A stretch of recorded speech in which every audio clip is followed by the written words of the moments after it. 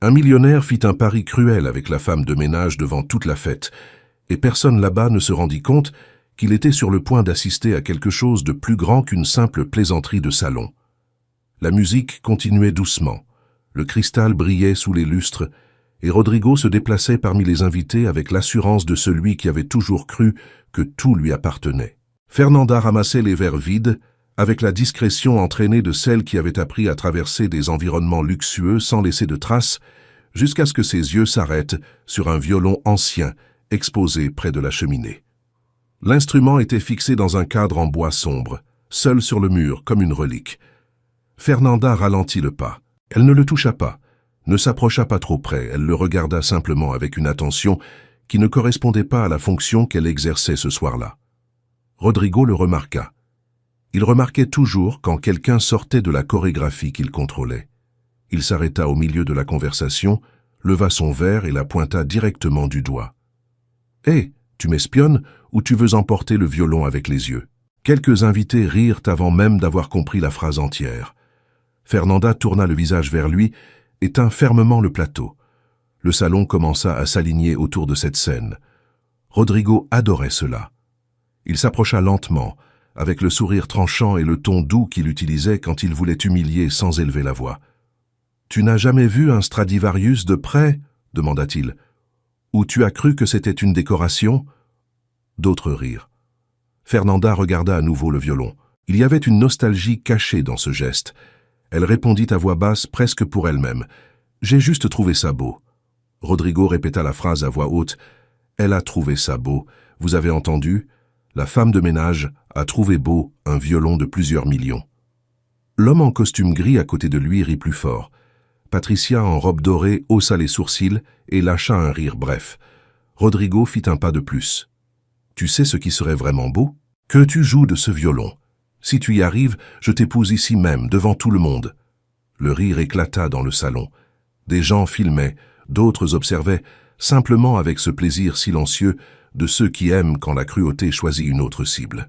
Fernanda sentit son visage s'échauffer, mais elle ne baissa pas la tête. Elle regarda Rodrigo pendant quelques secondes et posa alors l'unique question à laquelle personne ne s'attendait. « Vous pouvez me passer le violon ?»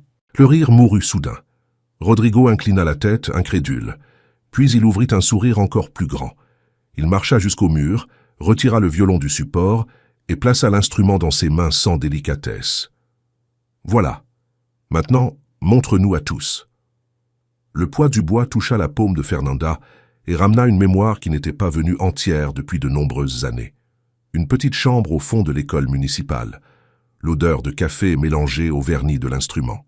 Monsieur Laureau ajustant son coude avec patience et lui disant que le violon n'était pas une chose de luxe, mais un langage. À 8 ans, Fernanda savait déjà tirer un son pur d'une corde à vide. À 12 ans, elle monta sur une scène à São Paulo et vit son père au premier rang portant le meilleur veston qu'il possédait. Quand elle termina de jouer, il pleurait sans aucune honte. « Aujourd'hui a été le jour le plus heureux de ma vie », dit-il sur le chemin du retour. 2 mois plus tard, il mourut soudainement. La vie ferma les portes une par une. La mère de Fernanda ne parvint pas à la soutenir seule. Les cours s'arrêtèrent. Le violon fut enveloppé dans un vieux tissu et rangé au fond de l'armoire. D'abord, elle promit que ce serait pour peu de temps. Ensuite, elle arrêta de promettre. À 15 ans, elle travaillait déjà. À 20 ans, elle nettoyait des maisons où personne ne savait que ses mains avaient un jour étudié des gammes et des sonates. À 30 ans, elle avait appris à survivre sans toucher cette partie de sa propre histoire. Maintenant, l'instrument revenait peser sur ses doigts avec une familiarité presque douloureuse. « Allez, joue !» dit Rodrigo. « Ou tu veux que j'appelle quelqu'un pour t'apprendre comment on le tient ?» Le maestro Arnaldo, qui dirigeait la musique de la soirée, remarqua le mouvement et s'approcha. C'était un homme grand, aux cheveux gris, au regard sévère, et à la posture de celui qui avait passé des décennies à obéir à la discipline du son. Quand il vit le violon dans les mains de Fernanda, il fronça les sourcils. Cet instrument n'est pas un jeu de fête. Il vaut mieux le rendre. Fernanda respira profondément. Son corps commençait déjà à se souvenir avant que sa tête ne suive. Le menton chercha la position. La main gauche trouva le manche du violon. Les doigts, plus rugueux qu'ils ne l'avaient été un jour, hésitèrent une seconde. 15 ans pesaient là. 15 ans sans archet, sans répétition, sans professeur, sans courage. Rodrigo croisa les bras, satisfait. « Qu'est-ce que tu attends? Un miracle ?» Avant que Fernanda ne réponde, un serveur passa précipitamment et heurta son épaule. Le plateau qu'elle tenait encore tomba par terre. Les verres explosèrent sur le marbre en dizaines de morceaux brillants. Le bruit coupa l'attention du salon, mais personne ne bougea pour aider. Fernanda s'accroupit instinctivement, tenant toujours le violon, et commença à ramasser les éclats avec la main libre. Rodrigo observait d'en haut. Patricia échangea un regard amusé avec la femme à côté d'elle. Un téléphone continuait de filmer. La scène semblait résumer toute la vie de Fernanda. Même quand on l'humiliait, on continuait à attendre qu'elle nettoie la saleté avant tout. Quand elle se releva, le maestro Arnaldo se tenait devant elle, plus près qu'avant. Il y avait quelque chose de différent dans son expression. Ce n'était pas de la pitié, c'était de l'observation. Il avait vu la manière dont Fernanda avait tenu l'instrument au milieu du chaos. Ceux qui ne connaissaient pas le violon le tenaient avec peur. Ceux qui le connaissaient le tenaient avec respect. « Tu as déjà joué avant, n'est-ce pas ?» demanda-t-il à voix basse. « Ça il y a très longtemps, » répondit Fernanda. Rodrigo entendit et lâcha un rire bref. « Voilà, maintenant nous avons aussi un passé artistique. Ça devient de mieux en mieux. » Fernanda l'ignora. Elle regarda à nouveau le violon. Le salon disparut pendant un bref instant. Il n'y avait plus de lustre, plus de verres cassés, plus de robes chères, ni le sourire de Rodrigo. Seulement le bois sous son menton et la voix de son père traversant le temps comme s'il était encore à ses côtés. « Le violon n'oublie pas ceux qui l'ont aimé, ma fille. Il attend seulement que la personne se souvienne aussi. » Les mots revinrent avec une telle netteté qu'elle sentit presque la main de son père ajustant ses doigts. Elle ferma les yeux un instant. Quand elle les ouvrit, Rodrigo était toujours là, confiant, entouré de gens qui voulaient la voir échouer. Patricia souriait. L'homme en costume gris préparait son téléphone pour mieux filmer. Le maestro Arnaldo restait silencieux, attentif. Et Fernanda comprit en cette seconde que le pari de Rodrigo n'était pas seulement sur le fait de jouer ou non. C'était sur le fait de la repousser vers l'endroit invisible où elle avait vécu pendant des années. Elle leva lentement l'archet. La première note n'était pas encore sortie, mais quelque chose avait déjà changé dans le salon, parce que, pour la première fois de la soirée, Fernanda ne ressemblait plus à une employée acculée au milieu de la fête. Elle ressemblait à quelqu'un sur le point d'ouvrir une porte que tous ici avaient de passer leur vie entière sans se rendre compte qu'elle existait. Et, bien que personne ne le sache encore, c'était justement après cette respiration profonde que la soirée commencerait à échapper pour toujours aux mains de Rodrigo. La première note sortit basse, mais suffisamment ferme pour ne pas se perdre dans l'espace. Elle n'était pas parfaite, mais elle n'était pas faible non plus. C'était une note vivante. L'archet tremblait légèrement, non par incapacité, mais par un retrouvaille qui exigeait du courage. Le salon entier sembla retenir son souffle sans s'en rendre compte. Rodrigo inclina la tête, attendant l'erreur. Patricia croisa les bras, attendant le moment de rire. L'homme en costume gris approcha encore plus son téléphone. Fernanda respira à nouveau, cette fois plus profondément, et laissa naître le deuxième son. Les doigts commencèrent à trouver les positions avec une précision qui ne venait pas de la mémoire consciente, mais de quelque chose de plus ancien, de plus enraciné. Le corps se souvenait. Le bras ajusta le poids de l'archet. Le poignet se détendit. La troisième note vint plus propre. La quatrième avait déjà de l'intention. Le maestro Arnaldo plissa les yeux. Il connaissait ce genre de son. Ce n'était pas de la chance. Ce n'était pas de l'improvisation. C'était une technique endormie qui se réveillait peu à peu. Rodrigo souriait encore, mais il y avait une petite tension au coin de sa bouche. Il attendait que cela s'effondre en quelques secondes. Il attendait l'erreur évidente, le trébuchement embarrassant. Mais l'erreur ne venait pas. Au contraire, la musique commençait à se former. Fernanda ne regardait personne. Le salon avait disparu à nouveau. Le sol en marbre, les robes chères, les lumières, tout devint lointain. À la place, vint la scène d'il y a des années. Vint le bois du petit auditorium. Vint la silhouette de son père assis au premier rang. Elle n'avait pas besoin de le voir avec les yeux. Il était là. Elle avança dans la phrase musicale avec plus de confiance. La transition entre les notes commença à gagner en fluidité. Le son n'était plus seulement correct, il était expressif. Une dame sur le côté du salon baissa lentement son téléphone. L'homme en costume gris arrêta de rire. Patricia décroisa les bras sans s'en rendre compte. Rodrigo décroisa ses propres bras. Cela ne se passait pas comme il l'avait prévu. Fernanda continua. L'archet ne tremblait plus. Le bras droit trouvait l'équilibre entre fermeté et légèreté. La main gauche se déplaçait avec une agilité croissante. Les cordes répondaient. L'instrument semblait reconnaître son toucher. Chaque note trouvait sa place dans l'air, comme si elle y avait toujours appartenu. Le maestro Arnaldo fit un pas en avant, attentif. Il connaissait ce morceau. Il reconnut le chemin que Fernanda était en train de choisir. Ce n'était pas une mélodie simple, ce n'était pas quelque chose de basique pour impressionner.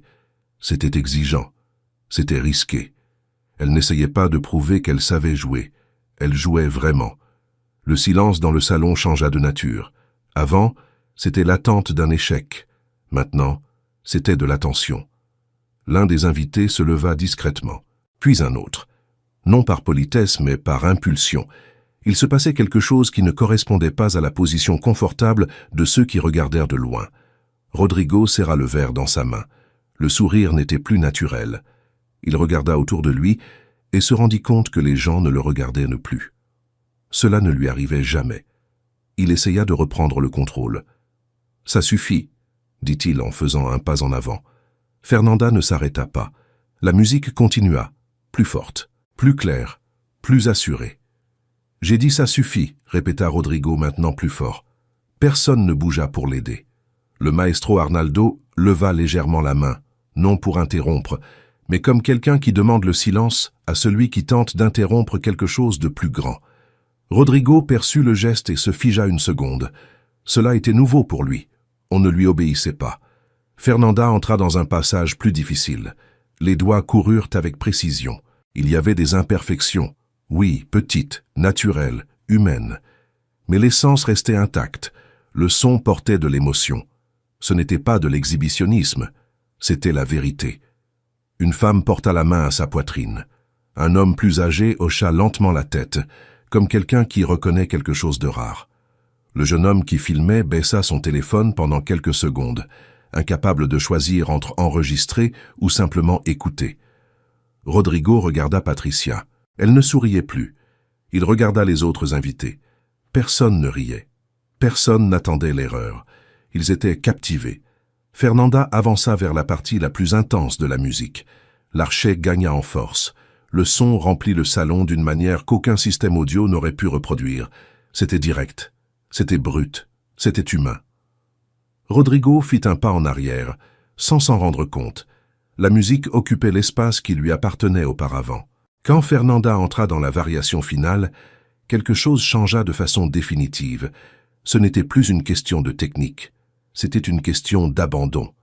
Chaque mouvement semblait chargé d'années gardées, de silence accumulé, d'une histoire qui trouvait enfin sa sortie.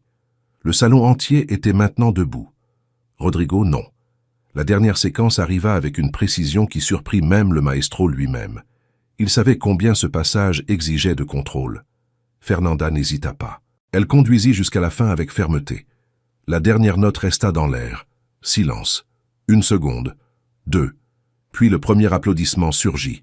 Fort, isolé, vrai. Un autre vint, puis encore un. En quelques secondes, le salon entier applaudissait. Il n'y avait pas d'ironie, il n'y avait pas de doute, c'était de la reconnaissance. Fernanda abaissa lentement l'archet. Ses mains tremblaient, mais pas de peur. C'était la décharge. C'était la fin d'un cycle qu'elle ne savait même pas encore ouvert. Rodrigo regardait sans expression. Son calcul avait échoué. Le maestro Arnaldo s'approcha lentement. « Comment t'appelles-tu » demanda-t-il à voix basse. « Fernanda. » Il hocha la tête. Je savais que j'avais déjà entendu ce genre de son auparavant. Rodrigo essaya de réagir. Il marcha jusqu'au centre. « Très beau, » dit-il en forçant un sourire. « Très beau, vraiment. Surprenant. » Personne ne répondit. Il continua. « Mais rappelons que c'était un hasard ici, un moment.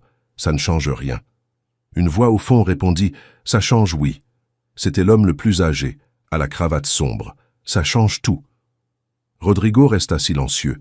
Pour la première fois de la soirée, il n'avait pas de réponse prête. Fernanda ne le regarda pas. Elle n'en avait pas besoin. Ce qui devait être dit avait déjà été dit par la musique. Elle marcha jusqu'au mur et remit le violon sur le support avec soin. Elle passa la main sur le bois un instant, comme pour le remercier. Puis elle recula d'un pas. Le maestro Arnaldo observait tout avec attention. « Tu as arrêté pendant combien de temps ?» demanda-t-il. « 15 ans, répondit Fernanda. Il esquissa un petit sourire. « Alors tu n'as pas perdu, tu as juste attendu. » Elle hocha la tête. Rodrigo s'éloigna. Il prit son manteau. Il ne parla à personne. Sa sortie n'eut pas d'annonce, pas d'attention, pas d'applaudissements. Elle fut silencieuse, comme elle aurait dû l'être depuis le début. Fernanda respira profondément. Le salon vibrait encore de ce qui s'était passé. Quelques personnes s'approchèrent, mais elle ne resta pas pour recevoir des éloges. Ce n'était pas ce qu'elle cherchait. Elle prit son propre manteau. Elle marcha vers la porte latérale. Cette fois, non pas comme quelqu'un d'invisible, mais comme quelqu'un qui avait enfin été vu. Et, plus important, comme quelqu'un qui avait recommencé à se voir elle-même. L'air de la nuit était plus froid quand Fernanda franchit le portail de la demeure, mais pour la première fois depuis de nombreuses années, elle ne sentit pas le poids habituel sur ses épaules. Il n'y avait pas de hâte dans ses pas, ni envie de regarder en arrière.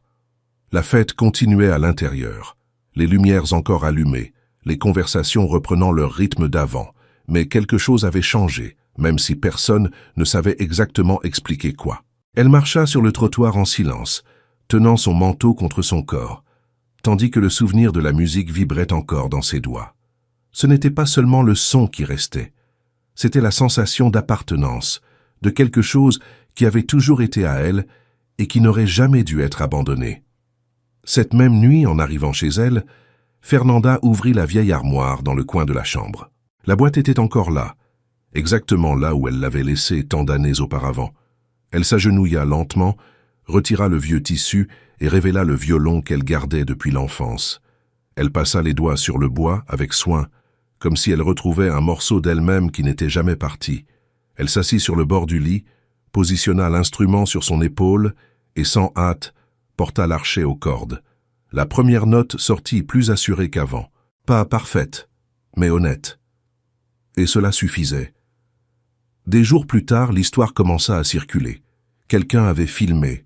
Les gens commentaient, partageaient, discutaient. Mais Fernanda ne suivait pas. Elle n'en avait pas besoin. Le changement qui importait n'était pas sur les écrans, ni dans les opinions d'inconnus. Il était là, dans ses propres mains. Parce qu'au final, ce ne fut pas le pari qui changea tout. Ce fut le choix de ne pas partir.